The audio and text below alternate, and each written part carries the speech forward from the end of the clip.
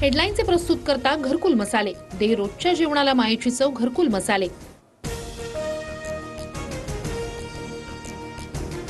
बीडमधील सरपंच संतोष देशमुख हत्या प्रकरणी सर्वपक्षीय नेते आज राज्यपालांची भेट घेणार. सर्वपक्षीय नेते सकाळी 10:30 वाजता राज्यपालांना भेटणार.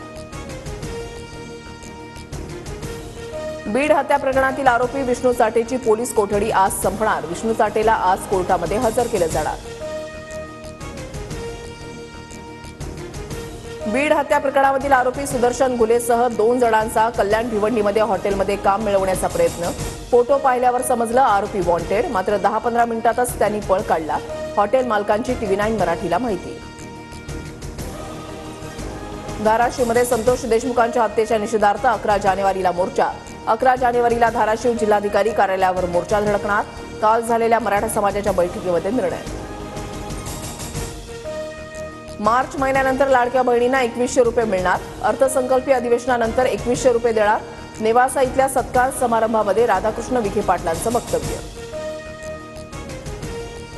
चंद्रशेखर बावनकुळे नागपूरचे पालकमंत्री होणार हे जवळपास निश्चित.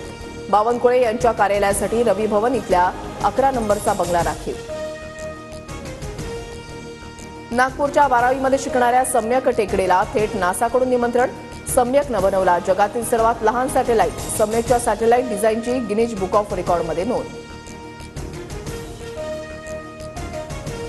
उत्पन्न वाढीसाठी मुंबई महानगरपालिका पंचतारांकित हॉटेल बांधणार. दहिसर टोल नाक्यावरील मोकळ्या जागेमध्ये 131 खोल्यांचं हॉटेल बांधण्यात येणार.